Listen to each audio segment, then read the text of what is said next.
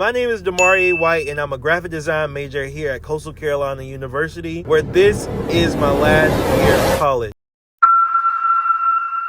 I will be dropping a video every week related around college content. Join the journey. Hey guys, my name is Damari White. I'm a graphic design major at Coastal Carolina University, and today I'm going to be telling you about the time I failed 2 classes. Now, this was my freshman year of college, and in freshman year, you know, you're new to everything, new responsibilities. It's your first time on your own. You don't really get to focus or think things are like high school anymore. So let me give you all a little background. So I entered Coastal Carolina University as a computer science student. I really wanted to go into computer science because I like the way apps are built and how they look. But then around second semester, fast forward to second semester, I got into this class called discrete math. Now let me set the scene for you. This class was mostly full of juniors and seniors, and I think it was me and one other freshman in this class. That's because it's the hardest class in computer science. It's literally a math class where it's like you have to do A plus B, Z, D, F, and make sure P is true. Like we have to do truth tables, all of that. If you're a computer science major, I'm pretty sure you understand. So as soon as my first day in this class, everything went smooth, all of that. 2 weeks later, I found out kids were saying, this is my 3rd time taking this class. Literally, they taken it every year since their freshman year and they haven't passed it. And I was getting discouraged because I've never heard that happen before. I've never failed a class in my life personally, and at this time I was really getting into the groove of like, I've never failed the class and I don't want this to be the first class that I failed. Took the first test, made a 60 something. I took the second test, I remember this, I made a 75. I actually went to the teacher, got help and all of that, and I was like, yes.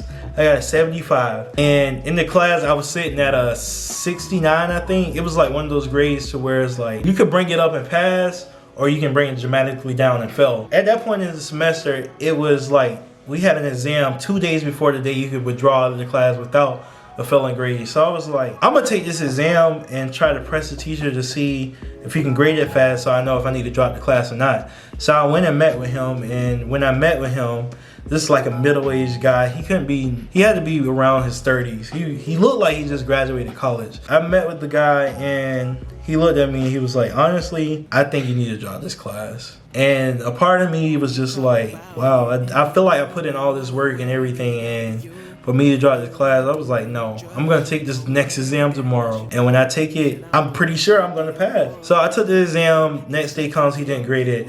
Then the day of when you can withdraw the class, he still didn't grade it. So I just went up to my advisor, I dropped the class, and I ended up changing my major. And I changed my major to graphic design. Now I know you're thinking, why would you do that on your last semester of freshman year? It's because I had a passion for computer science, but I didn't really have the passion for it like I had with art. So my first semester of my sophomore year, I ended up taking this class called, it's like a concepts class. So I get in this class, I'm excited because it's like art, first semester of art, something I really want to do, I'm passionate about. I'm taking the class, I realized I've had this teacher before.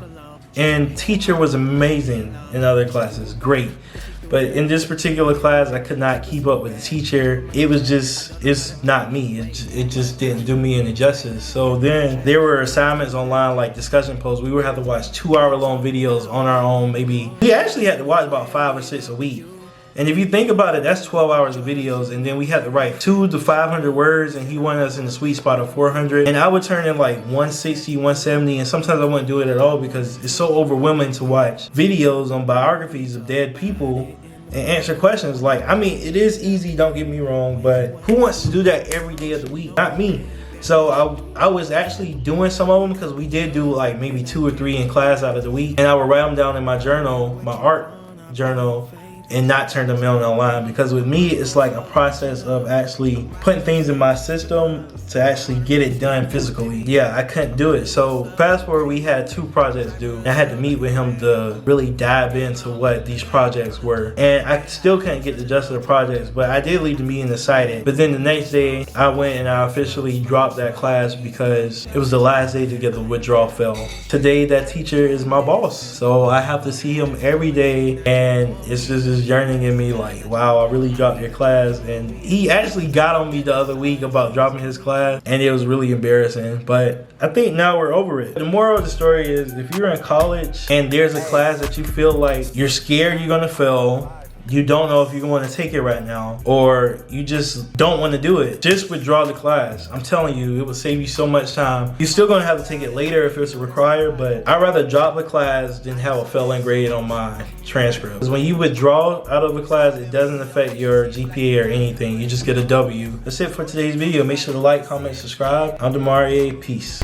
Walking from here to my bedroom and feel like it's miles away. There's too many roads.